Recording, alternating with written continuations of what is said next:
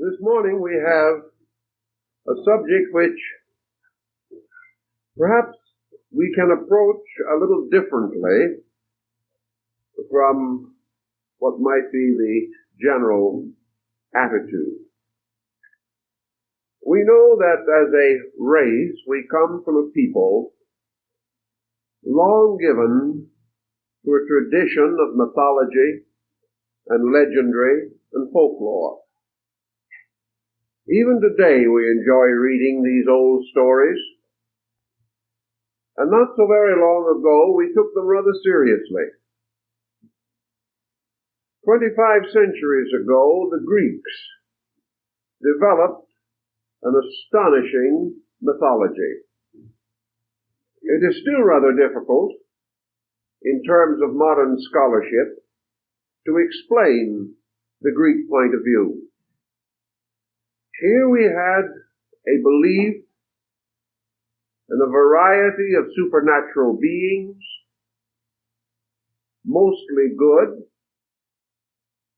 Here we have the heavens divided into the most abstract regions of space and time, presided over by mysterious elders in flowing robes. And with this, and paralleling it, what we might term a tremendous explosion of basic facts. The Greeks, believing in all this pageantry of incredibles, were probably essentially the most practical people we have ever known. They gave us the rudiments of medicine in the clinics of Hippocrates. And because they were highly practical, they approached medicine clinically, not on the basis of theory, but of the constant and patient observation of the sick. In this same time, the Greeks gave us the very foundations of law. They gave us some of the most basic and solid codes that we have to regulate the relationships of human beings. They certainly gave us the noblest concept of democracy that we have ever received. And our modern democratic theory is very largely based upon that of the Greek, as epitomized in the writings of Plato. Art, music, mathematics, astronomy, literature, drama, navigation, all these subjects developed in the atmosphere of myth and legends. We have to realize that in the days of Pericles, it was not the children who read the fairy tales. It was the adult. That in some way, this culture was able to balance the fantasy of an inner life with the most positive, real values of daily conduct. They almost seem to tell us that these legends and myths and fables were important, that they did something for the people.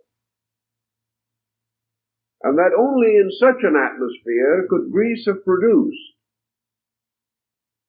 this tremendous array of talent, this genius, which has caused us to consider today the age of Pericles as the most luminous period in the entire history of civilization.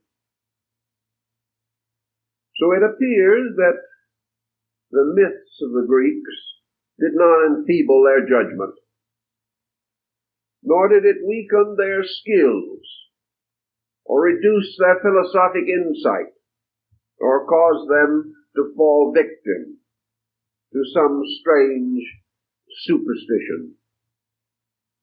Yet today our intellectual people are more or less desperately afraid to allow man to continue the development of his own idealism. We are warned that if we believe in beautiful things, we are sick, and that the only thing we have a right to believe in at the present time is the survival of a world dominated by atomic fission. We are warned that religion leads to a sickly mysticism, and that the person who believes too much in good will be quickly and immediately exploited. That we must be practical, and that in order to be practical we must be materialistic and must be trained from childhood in a materialistic educational system which causes us to ridicule not only the beauties of lost ages, but even the simple faiths of our own fathers. Yet in Greece we didn't have this problem. The Greek was able to believe that Zeus turned himself into a bull and abducted Europa, and at the same time square the circle. Now how do we work this out? What is the type of mind which finds no inconsistency in these widely diversified attitudes? Probably one of the first things that helped the Greek in his study of the universe was that he was a dedicated symbolist. As soon as Greek culture began to develop, the Grecian began to interpret his own religion. He began to find new meanings for these fables. And these meanings, because they arose among the very best class of Greek thinkers, came into popular favor. We find Plato interpreting the ancient myths. We find Pythagoras interpreting them. And in the great mystery institutions which dominated Greek learning, there were secret keys as to the meanings of myths. The purpose of these keys being largely psychological, that they might be constantly applied as man's knowledge grew greater. He began to give deeper and richer meaning to his myths. His mythology was in a kind of continual flux. Instead of having a meaning that was right and all kinds of other meanings that were wrong, Greek religion in that time consisted of an unfolding quality of meaning that could go on and on. He could have one interpretation for the illiterate slave and merchant or shopkeeper, and it could have another interpretation for the wise. And these two classes of people could live side by side and believe the same things without having their intelligence questioned in any way. Each interpreted according to his own understanding. This was only possible because, essentially, the Greek position was not dogmatic. Had the Greek become orthodox in his thinking, this might well have paralyzed his culture, but he never did. He continued to grow and allow his gods to grow with him. He found ever newer and more wonderful meanings for the ancient stories that had come down from his ancestors. To have had this attitude, he must have had some basic insight into psychology.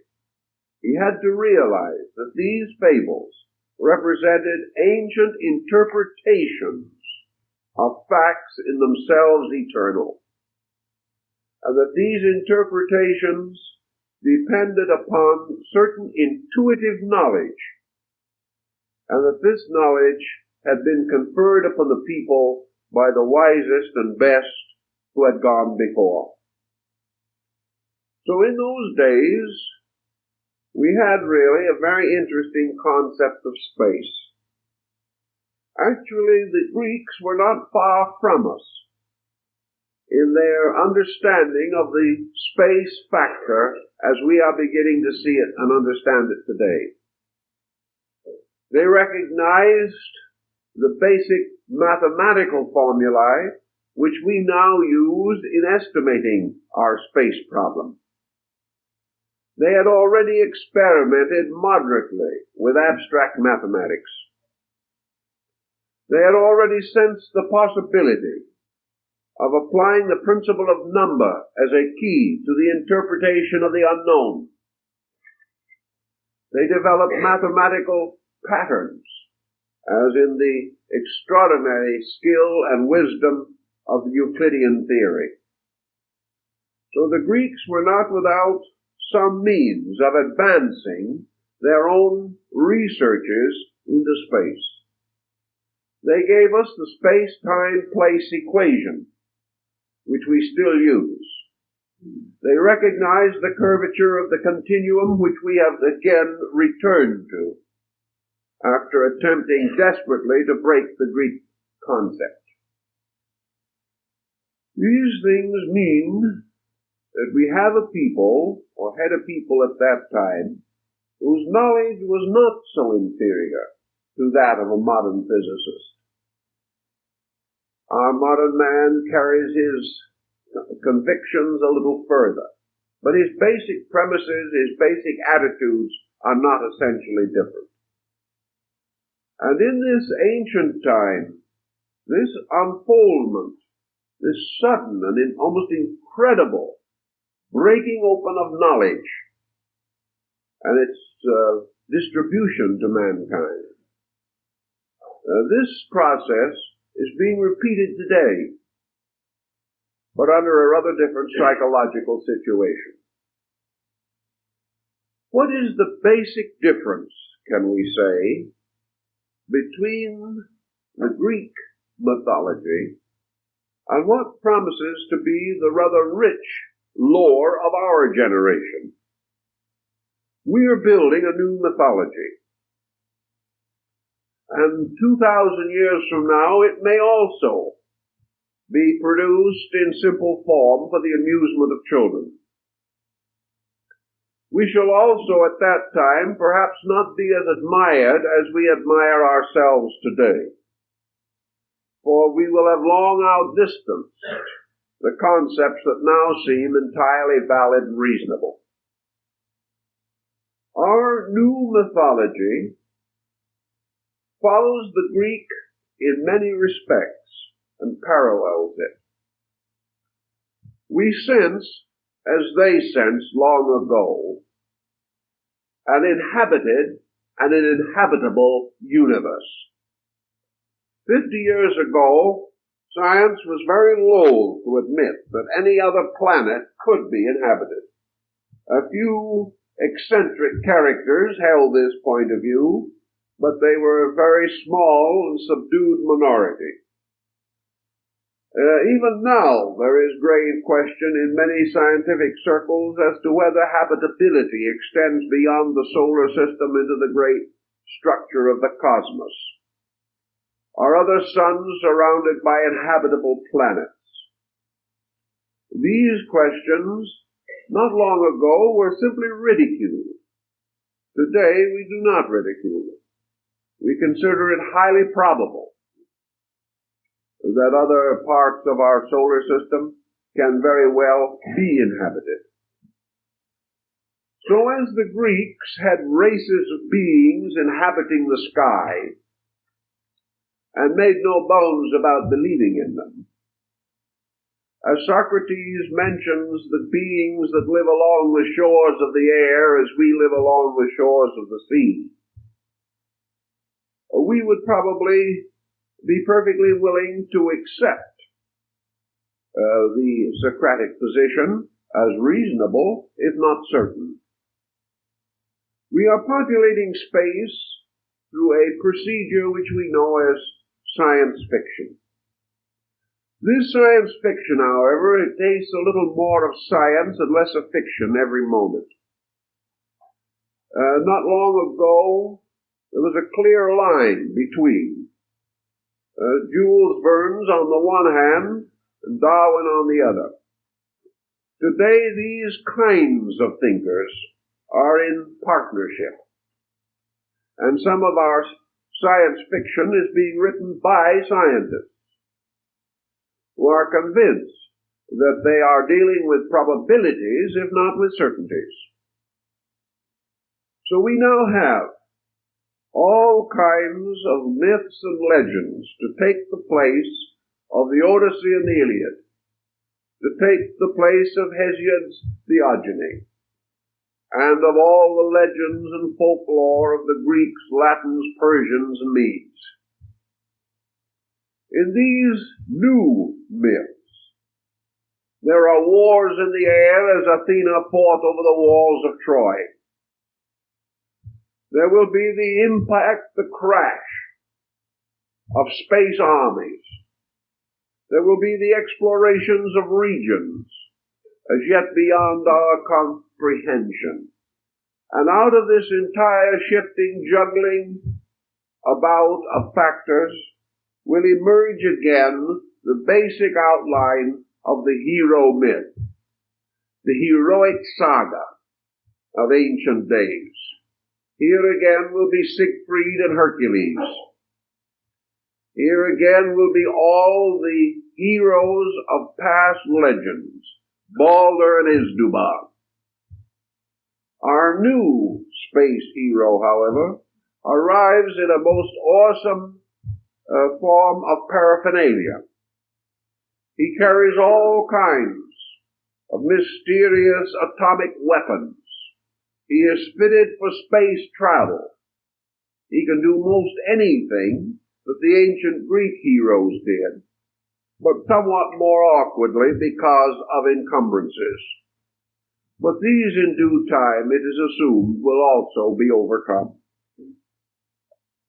We have then the hero, legend, person coming again. And we have the villain. We have villains all around us in space now. Villains that are causing all kinds of worry and apprehension.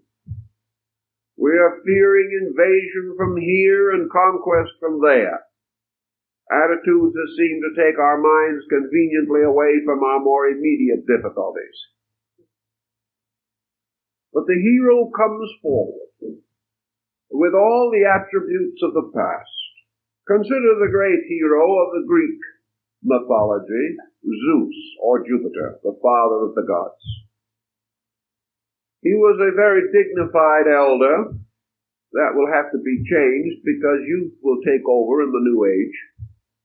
So he'll be a very dignified young man one of these days, carrying in his hands the thunderbolts, by means of which he could rip space apart, by which he could toss his lightnings at his adversaries. Today, science wields the thunderbolt, and young men hardly out of college are in possession of power that could destroy the world. These things are part of a new legendary, a new kind of attitude. We remember good old Hermes, known to the Latins as Mercury. He was the god of communication. He had wings on his heels and on his cap, and he carried the flying wand, which is called the caduceus. Hermes could go around the world in the twinkle of an eye to carry news of what was happening in heaven and in earth. He brought the messages from the gods to men, and after examining situations carefully, made brief reports back to the deities as to earthly things. We have our Hermes or our Mercury today.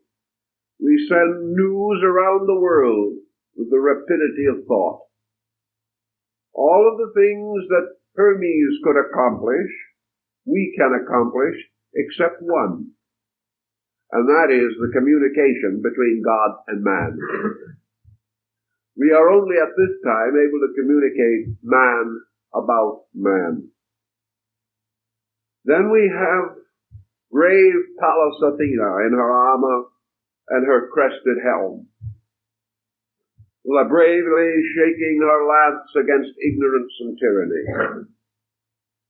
Athena as justice, as wisdom, as the principle of universal integrities, seems to be as yet a little lacking from our mythology.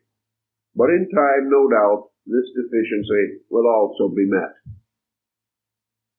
All of the legends, then, that once were popular and generally accepted, return in their more recent forms. The psychological parallels are astonishing. They show that there is a mathematical pattern or a formula in the imagery processes of man's mind, that he inevitably and instinctively, around the unknown, creates certain inevitable symbolism. Now, there are 2 points of difference in this entire procedure. In the Greek mythology, although there were wars and some sorrows and some disappointments, the general tone of the relationships between heaven and earth, this tone was naturalistic. The Greeks did not believe in a universe of fearful or terrifying elements.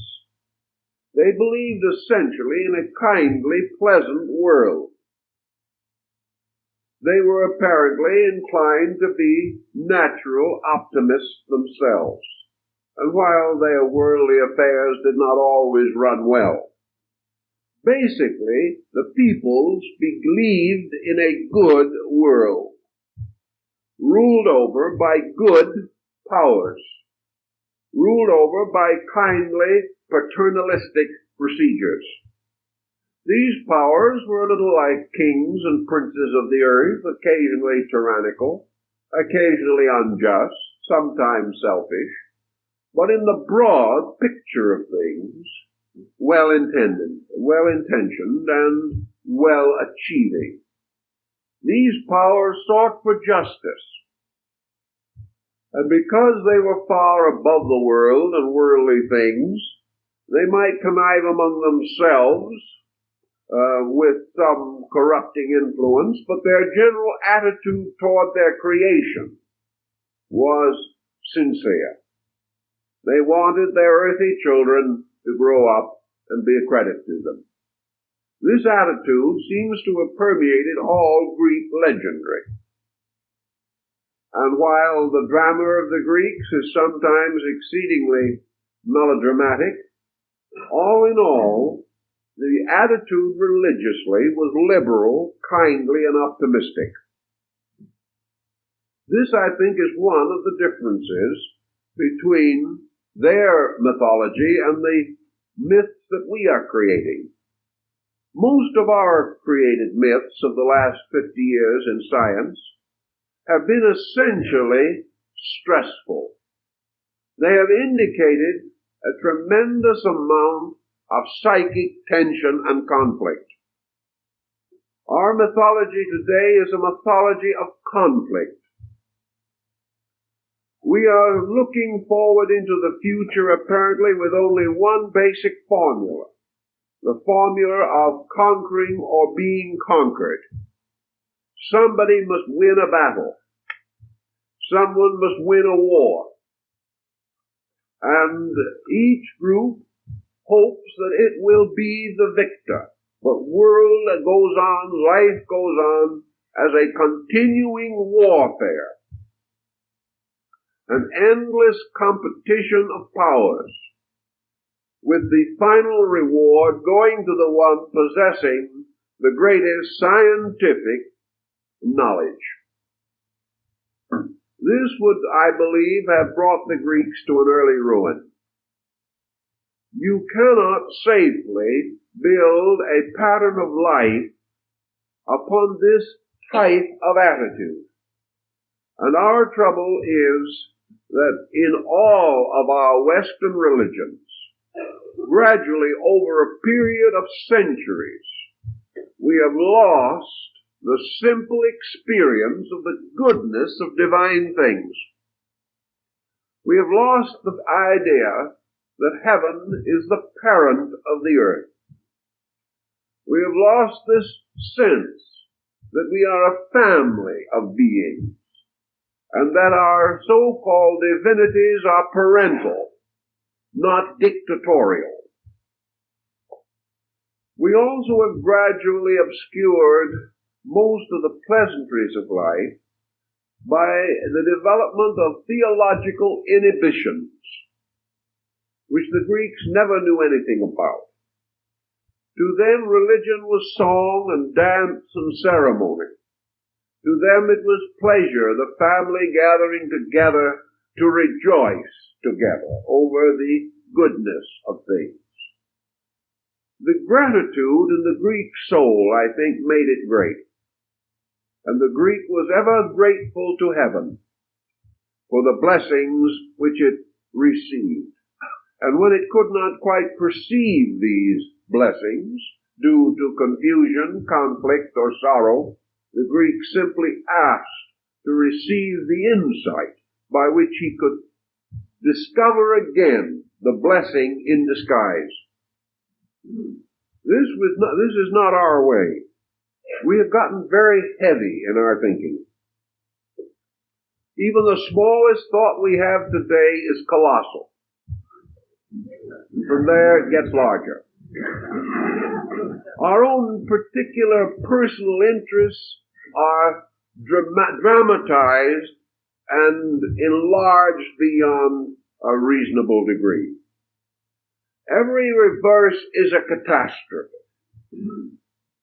And our universe has gradually become a sphere of accidents, just very much like our freeways. Our life today is a kind of journey along one of these hectic freeways. We drive madly and desperately, a little faster every day, but not knowing where we are going or what we're going to do when we get there, if we do. Also, as life is like a freeway, we are experiencing the loss and lack of courtesy on this road.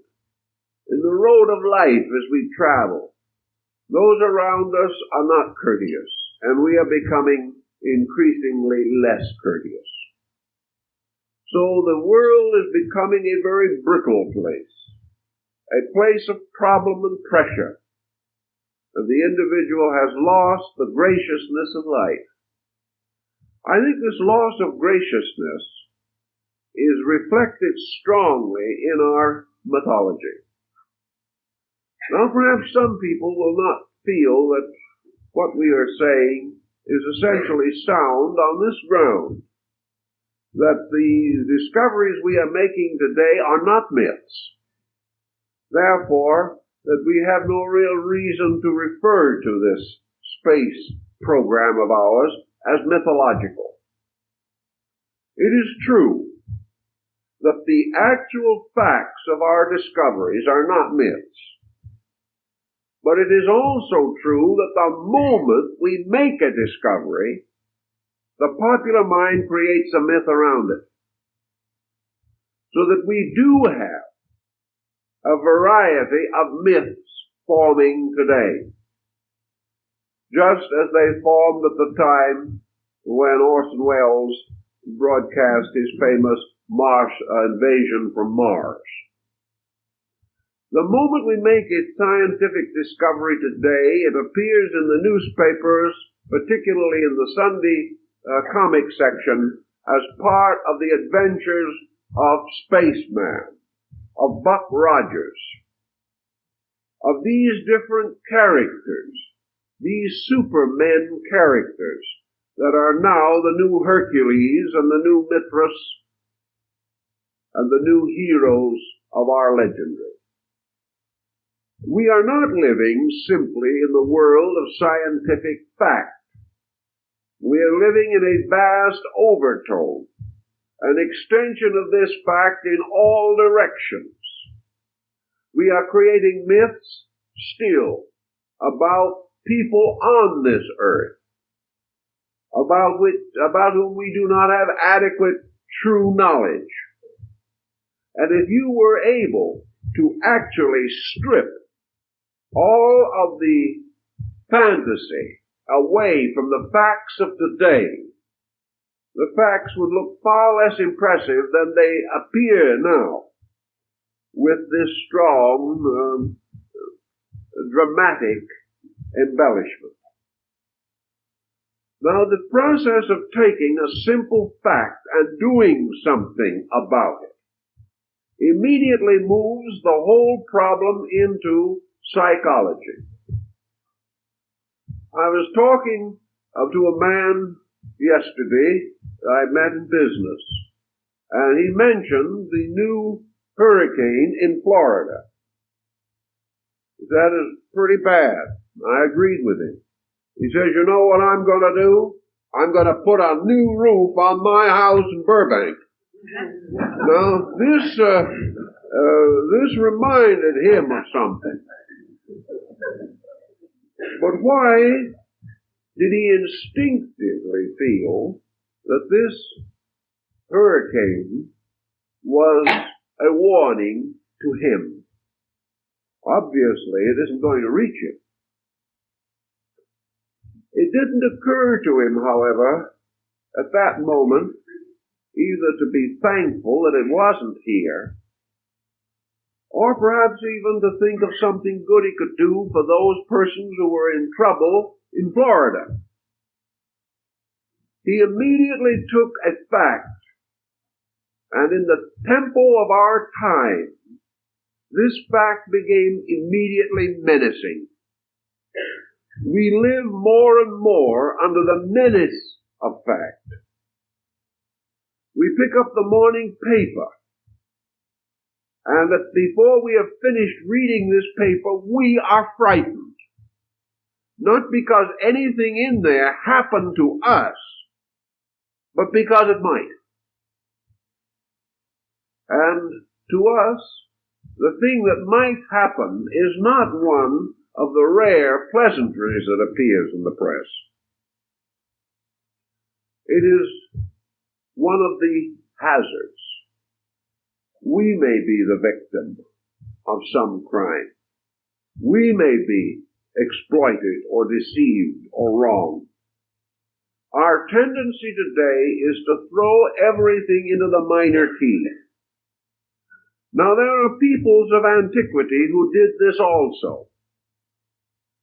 There were people to whom the universe remained to the end a dangerous thing, to whom every symbol involved in natural phenomena was menacing. These peoples spent all their time propitiating evil gods, even going to the degree of human sacrifice. What kind of people was it that discovered or imagined a universe of constant danger? In the older classical periods, the peoples who had this type of attitude were far less evolved, more primitive, and more under negative and adverse influences than those who came to more optimistic conclusions. I think, therefore, that we can say the Greeks, who were the best educated of ancient peoples, in the Western civilization culture at least, found optimism through education. The people who believed that every shadow hid a menace, that around any corner might be a war, that were constantly afraid not only of visible things, but of invisible deities moving in from space to torment them. All peoples who lived in this terrifying, terrible world were essentially ignorant people. They were primitive people. They were people who had not yet reached a degree of personal culture in which they had realized a moral value in life. Therefore, I think we can say safely that the civilized man, wherever he has appeared on earth, has lived in hope. And the savage man, wherever he has appeared or still exists, lives in fear. I think we can safely make this statement. Therefore, as we become more fearful ourselves these days, what does this tell us? It tells us that in some mysterious way we are lapsing back into savagery. We are lapsing away from the essential elements of civilized human achievement. This, I think, we have to face. Now, one key to this, and one of the other great differences between the old mythology and the new,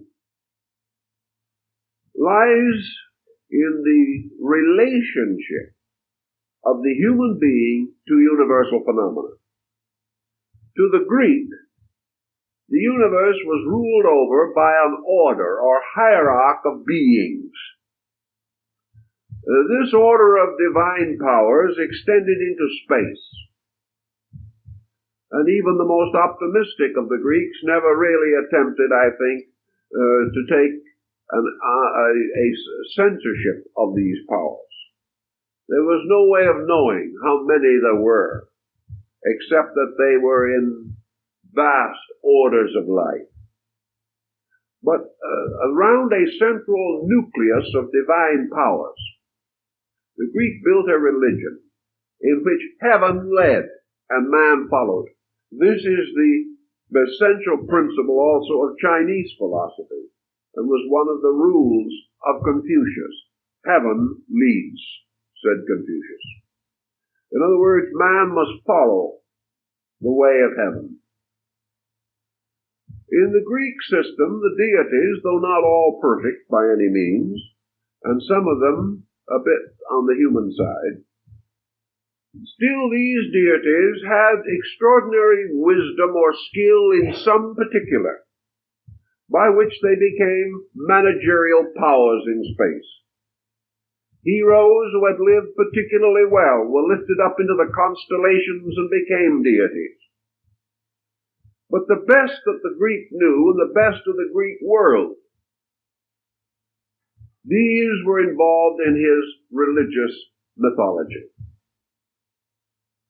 Today, our mythology centers upon man himself. In the news mythology that you hear about, all of this vast activity of space lore that is building up, we hear nothing of God. We have not even as yet conceived any systematic universal tyranny. Although generally speaking, in our space mythology, the villain plays the stronger role, which would not have been true in Greece.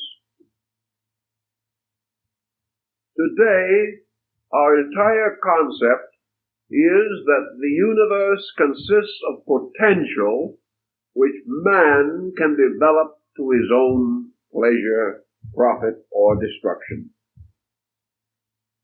So in the new mythology, man becomes the master of the world, the master of the universe. His gradual encroachments upon cosmos will be according to his own skill and pleasure. He will travel in his new projectiles far into space, will reach other planets, will go on and on and on. In this concept, unless man along the way finds in his exploration that he comes head onto collision with something stronger than man, some other order of beings that already has developed the project further than he has, man will go on to the gradual control of the universe, of nature, of energy, of power, and of all the elements with which we are familiar or with which we may become familiar. So man's new mythology is almost completely materialistic. It makes man the world hero. Unfortunately, it does not place upon man any restraint other than that which he imposes by his own character. And unfortunately, further, our present program is doing nothing to create that kind of character which will impose proper restraint. Therefore, man is developing along the concept that he can do anything that he wills to do, anything that he has the power and the skill to do. This is a different basic mythology, and being amoral in its concept, I suspect more dangerous than that of the Greeks. The Greeks lived in obedience to something. Civilized human beings must obey something. The end of obedience to a superior power is anarchy. And anarchy gradually turns every man against his brother and destroys all securities. So the two principal differences between the old myths and the new mythology lie in these particulars. And the most important of all, is the loss of the presence of a divine concept. Now, men today insist that this divine concept was simply imposed arbitrarily in ancient times to limit the growth of man, to keep him in bondage and in slavery to some sacerdotal system, to make him obedient and patient under the burdens of tyranny. That this divinity concept was merely a way of enslaving men, and that therefore we are perfectly justified in breaking through it. I do not believe that this is essentially true, and I am convinced that the ancient peoples, for the most part, were perfectly sincere in their belief in the reality of a divine power.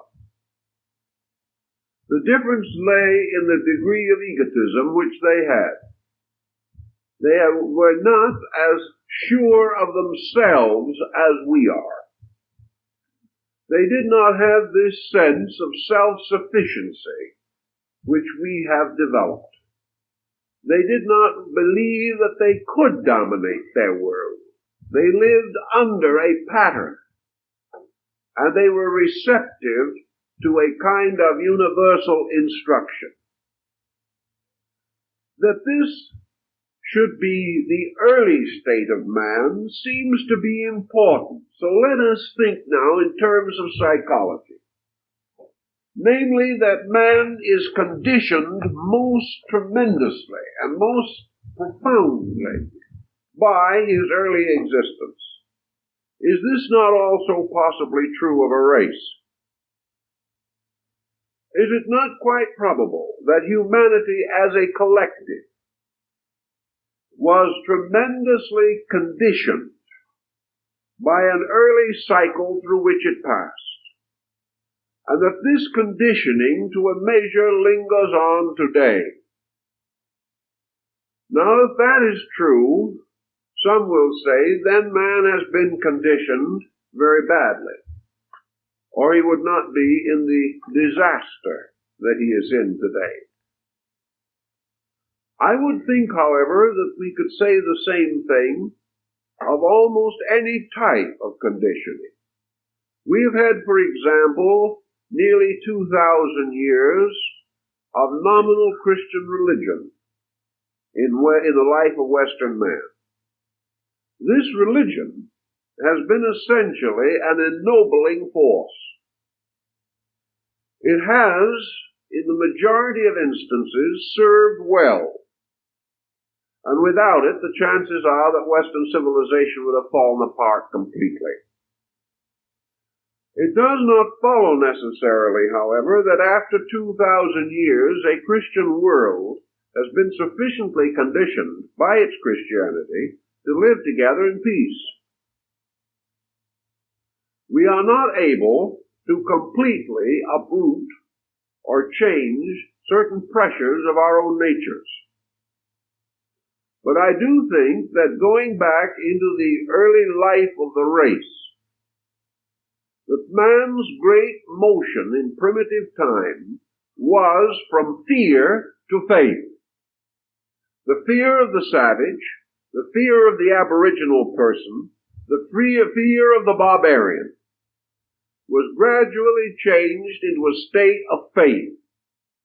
In other words, man moved from a negative to a positive mental emotional focus. The moment he made this transition, his civilization emerged.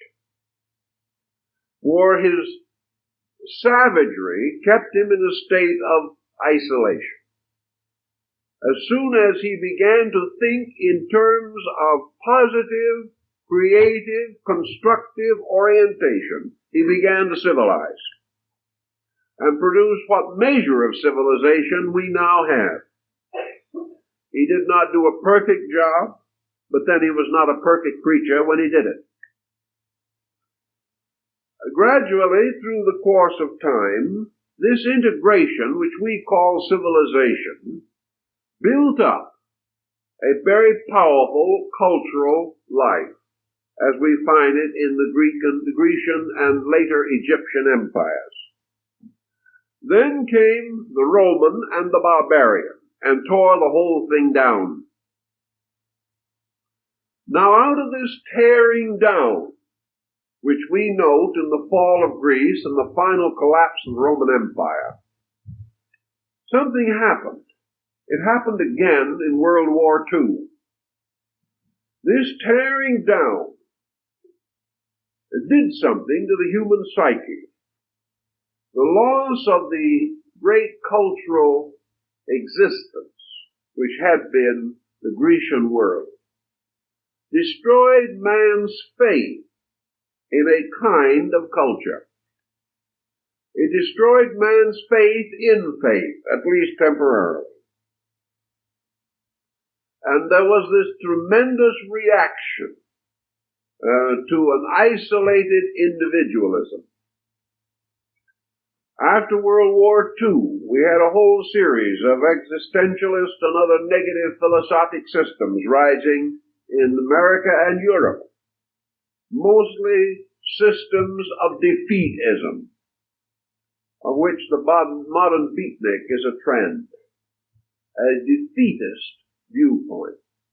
Man, losing faith, realizes that as he loses faith, he slips back into savagery. Now today, we have many indications that we are in the process of creating a dangerous kind of folklore, a legendary or mythology that instead of solving something for us, is going to take us further and further away from solution. Today we have the heaviest burden of psychological problem that we have ever known. There are more persons today psychologically sick than ever before, at least as ever before that we have been able to estimate. And I think undoubtedly the general opinion is correct, because psychological sickness produces certain obvious effects, and these effects surround us as never before. Now, what is this psychological sickness? What is the basic principle of a psychosis? One of the most elementary and rudimentary types of psychological problem arises from simple fear. Fear is the most negative force there is. And around fear we build these pressures, which ultimately bring down our integration and throw us into a powerful neurotic tension. Thus, everywhere in the world today, fear is dominating. It is becoming stronger every moment. Fear used to be ignorance. And the individual overcame fear by becoming learned, or by becoming wise, which was a solution to fear. Today, Fear is no longer associated with simple ignorance.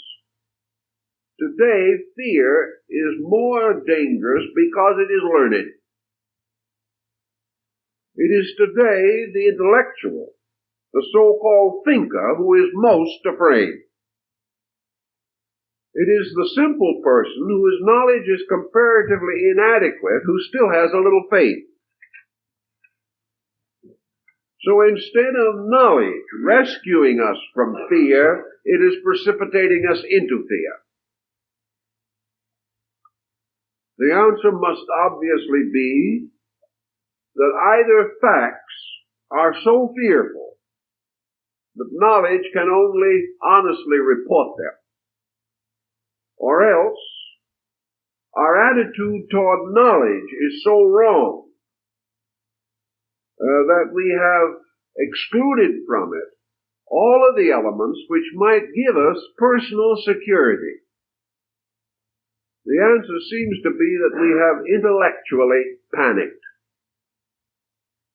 And from the time of the dropping of the bombs on Hiroshima and Nagasaki, Western man has panicked. He has panicked and he has attempted 1,000 different ways to get his mind off of his own fear. The result has been an amazing series of escape mechanisms. We point with great pride to the fact that within the last 15 years, we have achieved an economic pinnacle unparalleled in history. We are always getting something that is unparalleled. Also, I think our foolishness is unparalleled. Why have we had this tremendous boom that now threatens almost to become a bust around our ears? Why have we had it? Simply because of panic. The individual is throwing every energy that he has into attitudes and into directions of activity that reveal basic fear, basic terror. Nearly any person who puts economic advantages above every other consideration in life does so because every other part of his own life is a failure. In other words, if he is miserable enough, he will then devote his attention entirely to the accumulation of wealth. Most wealthy people are escapists who are building empires along various lines of ambition simply because they are miserable, unhappy, frustrated, neurotic persons. So as this tremendous empire-building process has gone on as never before in the last 15 years, I think we may say rather safely that this means that the human being is more miserable, or has been more miserable, in the last 15 years than ever before in history. You'll say this couldn't be. We had the Dark Ages. We had the most terrible times.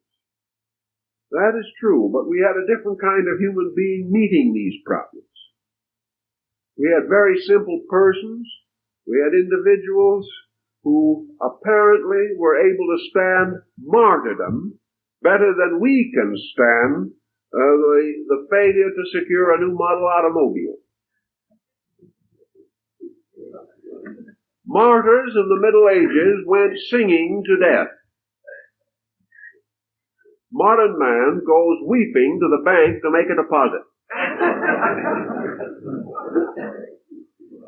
We have an entirely different psychological picture.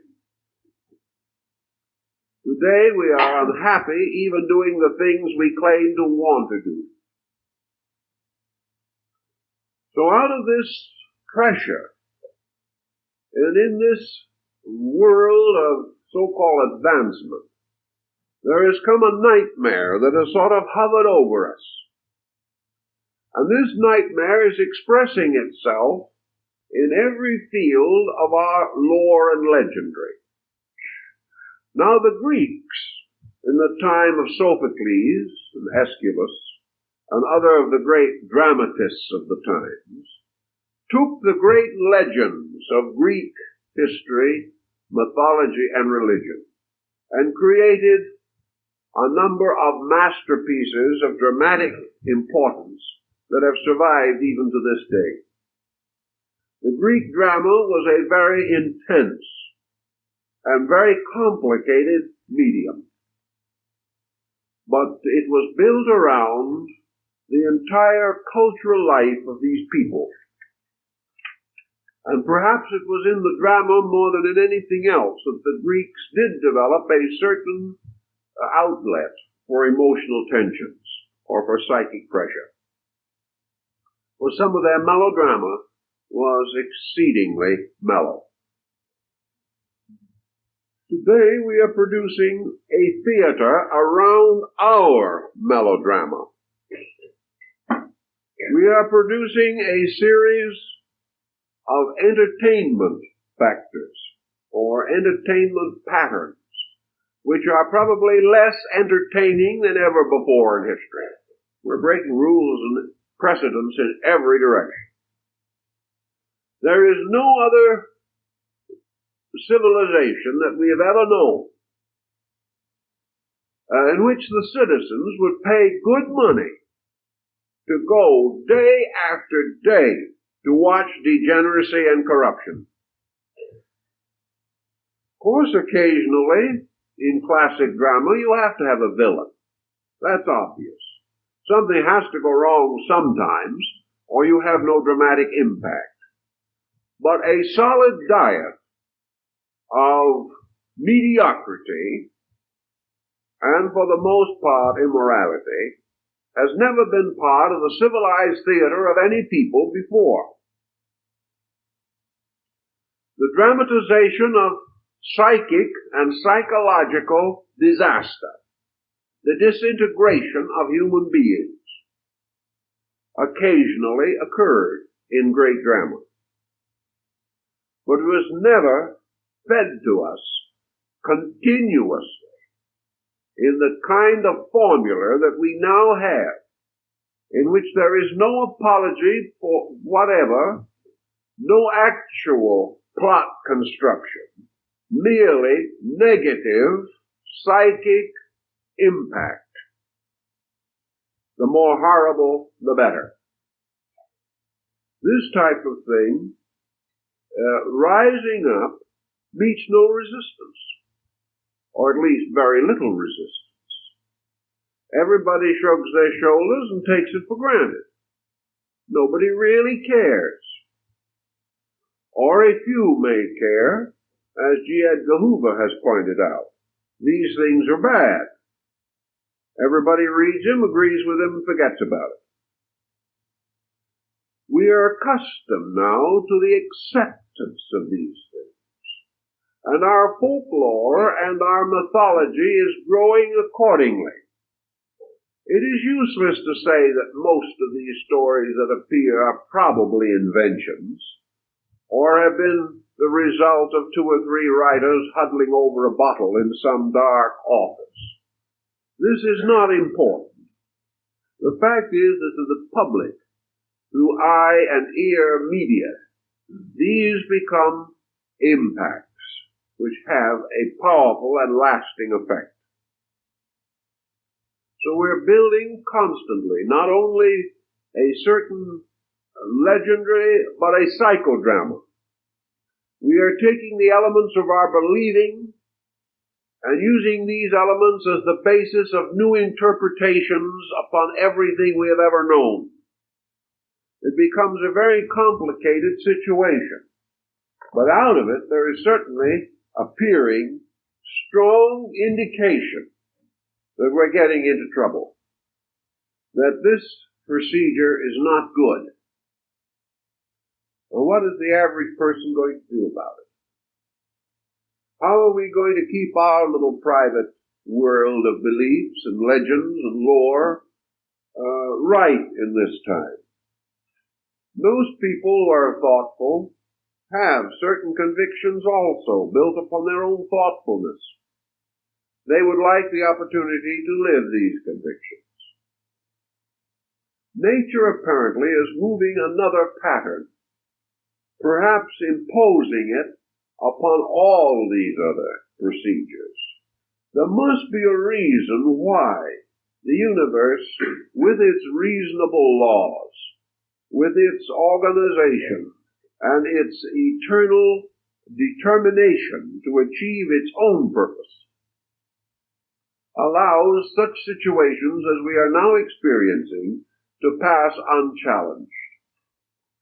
We look back over history and are amazed to observe how patiently nature has accepted the mistakes of man, and how surely nature has corrected man, always bringing the truth of the matter to his final attention, even though he has denied it many, many times.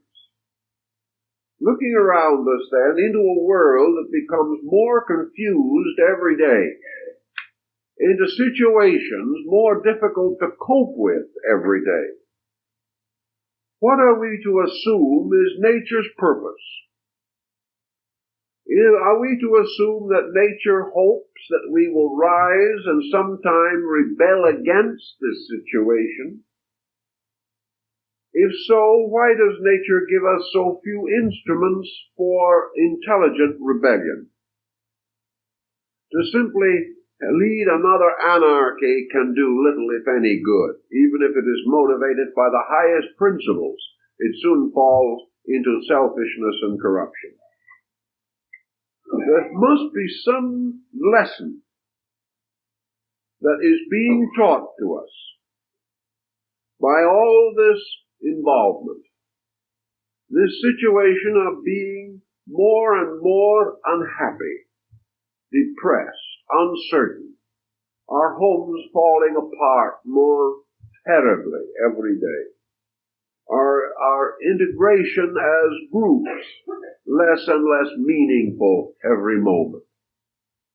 How are we to face this? What is the answer? Well, as we ponder it, there seems to be only one answer that makes sense. And we can but wonder if this is not nature's original intention. The answer being that in some way the individual must disentangle his own destiny from the group. In other words, there has to be some way in which the individual is no longer dependent upon processes which he cannot accept. The individual cannot change the group. At least the average person has no chance of doing so. Therefore, there must be some way in which he can live well in the world as it is. And this must have something to do with the basic meaning of growth.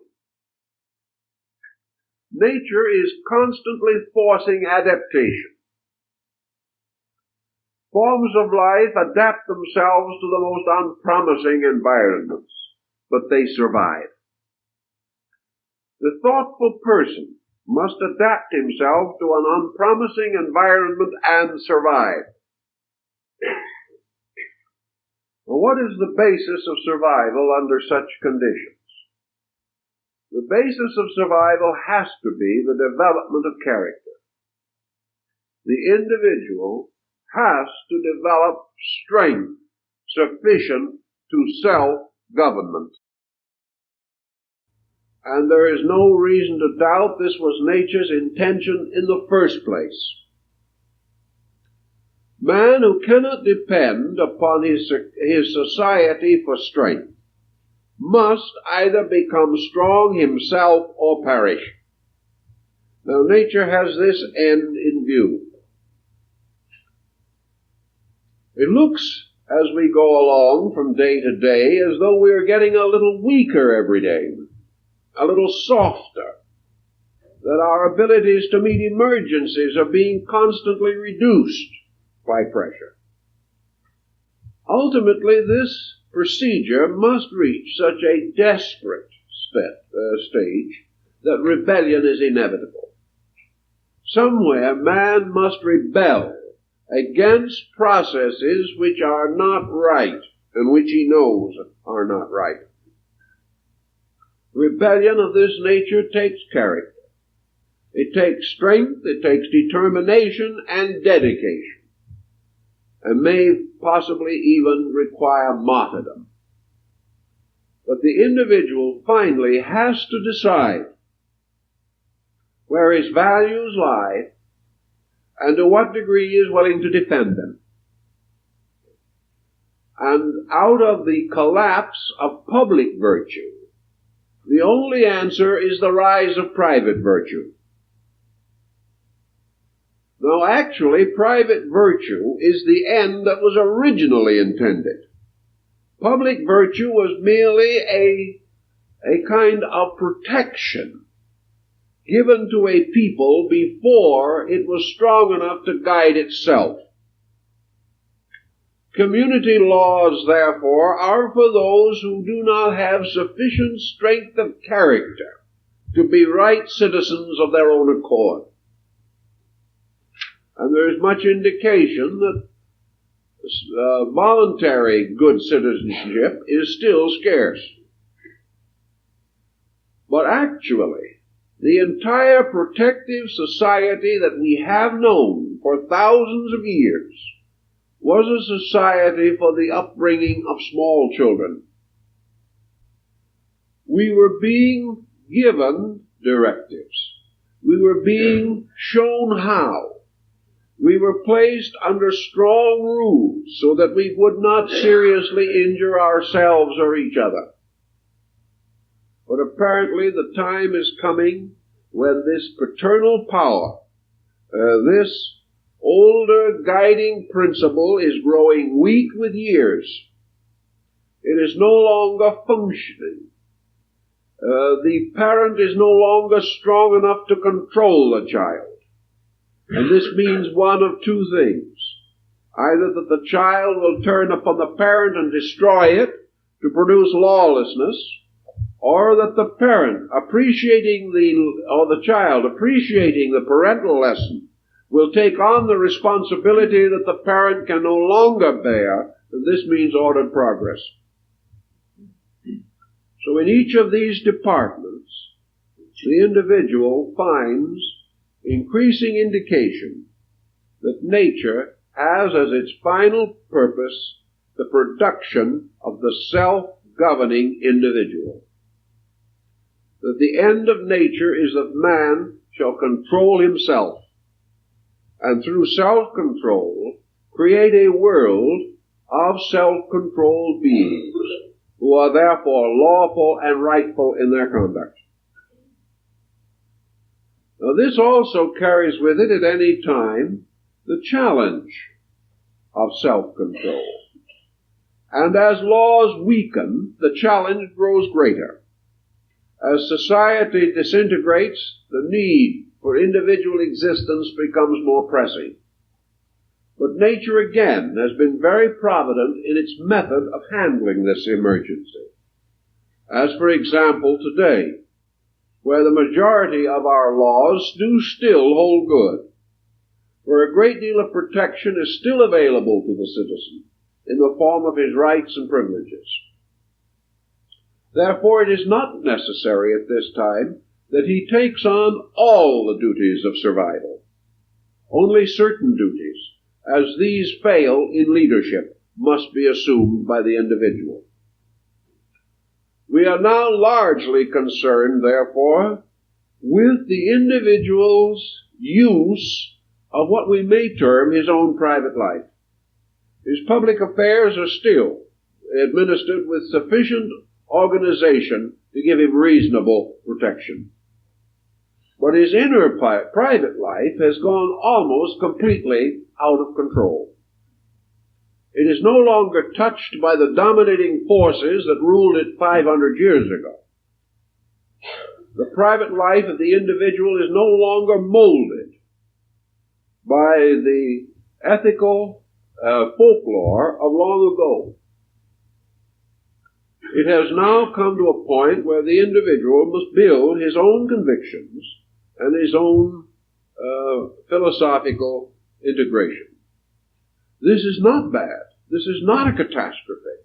This is a magnificent opportunity if we can do something with it. But nature is apparently trying to tell us in every way that it can that we are failing as persons. And as a result of this failure as individuals, the collective situation is going out of hand. How can we do a few things about this? I feel that we should, in every way possible, set up little private programs of self-discipline. Nothing like the old familiar hair shirt or anything of that nature. Not some terrible and frustrating design which attacks everything we want to do and makes it illegal or immoral sin, but simply a kindly kind of normal self-discipline. We can apply it in a very large area of small activities. We can apply it to our television, for example. There's no need to kick the set out of the house, nor is there any need to be glued at it every hour of the available day and night. Somewhere there is common sense, the individual choosing programs that he wishes to see, seeing the ones which he believes are important, and knowing when to turn it off. The same is true of radio. The same is true of trips to the movies. The individual is not going to go to perdition because he goes to the movie. That isn't always the theme of the story. But it is not necessary for him simply to feel that he has to go somewhere, whether it's any good or not. There are thousands, millions of people in this country who simply have to go to motion pictures because of psychic compulsion. They cannot stay home. The same is true of literature, of art, music, and all of the various forms of cultural life with which we are associated. We have a right to choose among these things, to set up a standard which is our standard, and to try to live up to that standard. We have the same privilege in our relationships with other people. There is no need for relationships to deteriorate into arguments and embattlements. There is no need for all this nagging and fault-finding and hysteria that is disgracing human relationships as never before. Discipline can put these things into a certain pattern of dignities, of values. It is more factual because it is less hysterical. But it will help us not to build great overtones upon things which we have never faced factually or solved. And the more we build into them of imagination, the more difficult they become to solve. We can discipline criticism. We can discipline jealousy. We can gradually rescue our consciousness from these habits, these negative patterns, which are constantly creating psychochemical compounds within consciousness and giving us trouble. So we can, little by little, through self-discipline, form a way of life that is suitable and satisfactory to ourselves, regardless of whether others accept it or not. Because if we insist upon following the acceptances of others, we must also suffer the penalties which these acceptances carry with them. If we want to be like other people, we must be willing to be as miserable as they are. Our usual taste is, however, to enjoy all the advantages that they have and share in none of their misfortunes. This is not possible. So in nature, we gradually build up attitudes. The Greeks built up an attitude. It was a combination of learning and living, of laughter and song, of religious ritual, of artistry and music. It was a way of life. And while they had their problems, as we all do, they enjoyed their lives probably more than any other culture group in Western civilization. From the time of the decline of the golden age of Greece, Western man has become increasingly miserable with every generation. He has now hit an all-time low. Day by day, the joy of life was diminished in him. What few records we have of the Dark Ages are records of fear, of increasing doubt and misery. The records of social conditions in Europe in the medieval period, these records are simply terrifying when we read them. The great religious revolutions and reforms with their martyrs and all of their theological squabbles form most debilitating reading. And the modern world, with its continual increase of militarism and armaments, and the final crash of the wars of this century, all these are morbid reading. And out of it has come this rather tired, disillusioned, dejected generation. And the people who have the greatest foundations today are the ones whose psychological and cultural roots were laid before the turn of the present century. The older people are the ones who are still able to hold together certain values because they had foundations before values were swept away. We can't live in a world without values. And we can't live in a world in which a legendary and lore becomes prevailing, becomes the common medium of our exchange in life thinking, which is totally materialistic and totally mechanistic. Man's idea that he is going to conquer space is a very intriguing idea. It is simply overwhelming to the adolescent. It is like Superman himself. It is simply a wonderful basis for the creation and expansion of imagination. But this man-conquering space is in sober facts a long, difficult, and terrifying procedure in which there will be much sorrow, tragedy, and death before it is accomplished, if it is accomplished. And when it is accomplished, what have we got?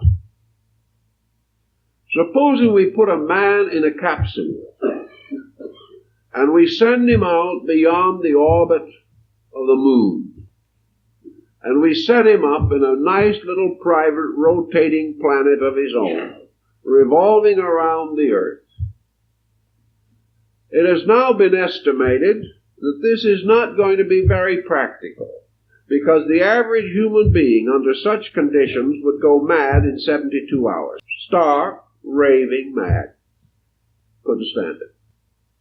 One of the reasons it's estimated that he'll go mad so rapidly is because he'll be lonely. Apparently he has become so used to the miseries of associations with other people that he can't even bear the loss of that. He will die of misery or the lack of the people he argues with when he's with. But he is unable to stand aloneness, rather sensibly and seriously. Someone suggested that if we have to put someone in a capsule and send them out there, that we should pick a yogi who probably would be able to remain quietly in meditation until the oxygen supply ran out. He probably would make it. He probably would outlive the happiest and finest and most healthy young specimen we could find. The reason would be is that he has already achieved in himself detachment from all these pressures and from this loneliness which would drive the average person mad. But when we get out into space, we may be collectively far more lonely than we ever have been before. Because when we get out there, what do we have? We have more of what we have here, only thinner. What do we expect to achieve? We're going to learn things. We're going to learn more about weather reporting so that we'll be a little closer to the truth on such problems. But is it all this worth anything? We may be able to correct the clock down to a billionth part of a second, correcting some small error. But what do we use the clock for? Merely the measurement of our own mistakes day by day. What difference does it make? To the scientist, this is all going to be very intriguing. But he is going to suffer, sicken, and die just like he did before.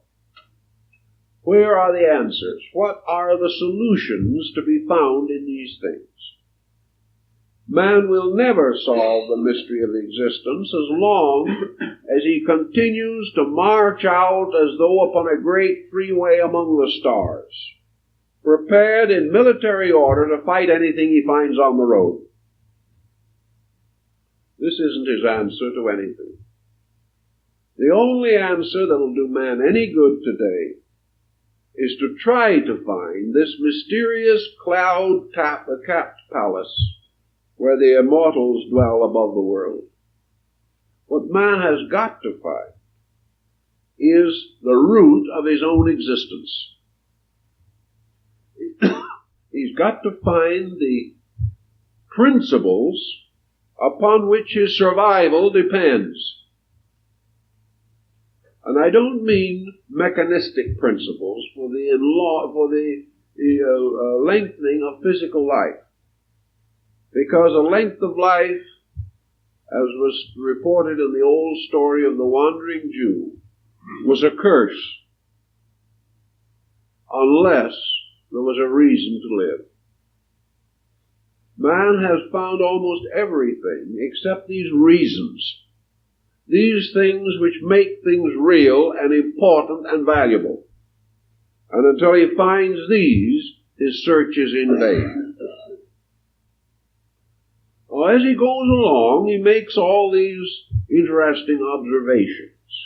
He creates the stories and the legends and the myths and the lore. And he populates the universe with beings suitable to his own believing. And then he becomes addicted to the things which he has fabricated himself and sells himself his own ideas. So we have a project today, Project Space, in which I think we may say that the mythology runs something in this manner. The space is divisible into three kinds or types, according to the creatures or beings that may inhabit it. One space was composed of those creatures who, in the great processes of growth, are less than ourselves. The second part of space, those creatures essentially similar to ourselves. And a third hypothetical part of space, which we do not like to emphasize very much, that area which might be populated with beings superior to ourselves. We kind of hate to think of those. But in our going out into space, we're going to meet something. And up to the present time, the things we have met have all looked like ourselves. The heads have been longer, or the ears larger, but temperamentally, they look very much like us. In other words, we have met everything in space, or thought of everything in space, including dictators, criminals, gangsters, and foreclosing landlords. We have practically everything that we have here, only it is dressed a little differently. The little people may be 3 inches high, or they may be giants 10 feet high. But all of this legendary and lore is simply a projection of our own thinking upon space. We are assuming what is quite reasonable to assume, that there's something out there. What it is, we do not actually know, and all of our stories about it are legendary and lore. Out there we are supposed, therefore, to carry on. And if we ask our thinkers of today what this carrying on means, it simply means practically the same thing that it meant to Adolf Hitler or Joseph Stalin. Carrying on means to keep on going until you find someone bigger than you are. Then you stop. And he carries on. So the purpose of this whole problem is to go out and conquer and conquer and conquer until we are conquered. Always with the basic hope of the modern Communist Party that we will be the ones ultimately to win. But as we look out on a starlit sky, it's kind of difficult to assume how we're going to win, because we're going to be spread pretty thin by the time we conquer the firmament. And will it ever notice whether we've conquered it or not? Now, against this, which is essentially a foolish attitude, we have no real reason for going out there. The only real reasons we can think of are much closer to the earth for military strategy. It's adventure, it's daring, it's conquest. But where do our ethical factors fit in? How are we going to use this space, presuming we had it? How are we going to control and direct our own program for its conquest? We don't know. The power necessary to conquer space will probably be turned by some dictator upon our own lives, and probably impoverish us and perhaps destroy us. It is all a myth. It is all a strange, mad fantasy arising out of human discontent, out of man's inability to control himself. He develops this dangerous mania of trying to control everything else. So the real problem is, I think, to view life more as the Greek did. Whatever is out there, let it be there. If it's supposed to come into our way of life, it will come. We will find it. And we can go on and do all our inventing and all our space traveling that we want to, but with a different basic concept underneath. A basic concept that our knowledge is responsibility. That we are moving in a universe populated with infinite numbers of beings, but under the power and direction of one supreme intelligence. That this intelligence must be served and understood. That whatever we do must be according to the great law of doing. That with deep understanding and intuitive apperception, we must try to understand the purpose for ourselves and begin to dedicate life to that purpose. In the same way, the individual, looking around and making a quiet summary of his own career, must try to find out the reason why he is here and set to work to fulfill that reason right now. We are all here to grow and to gain and to share and to give. And these are the motivations which must work together. If they are separated, they are destruction. But all worked together, they constitute a great and positive good. As we read all this literature, therefore, let us never become so absorbed in the romance and glamour of space and atoms to forget that this glamour actually is a kind of halo surrounding a divine purpose, and that this purpose must be found. That our mythology should be quite different for a people of our maturity. That we should be thinking of a universe of great good instead of a universe of great tragedy. We have learned so much, studied so long, and discovered so little.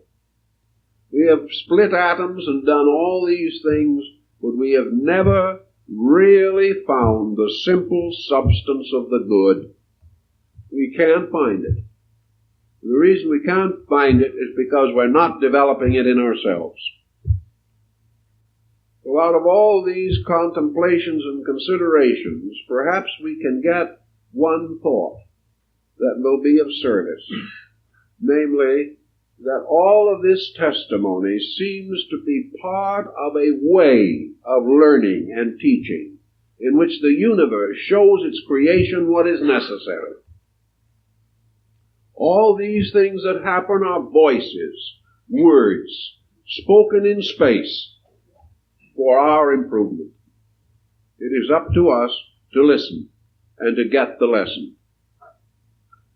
So study all these different ideas, but most of all, try to work out a pattern whereby you can use the confusion of the time as a means of making organization more important to you, making simplicity, directness, and integration more pressingly necessary. Because out of this confusion we will either go into great sickness, or else we will rebel against the confusion itself and put it in order. And the place where we can first do this is in our own lives. Well, time's up.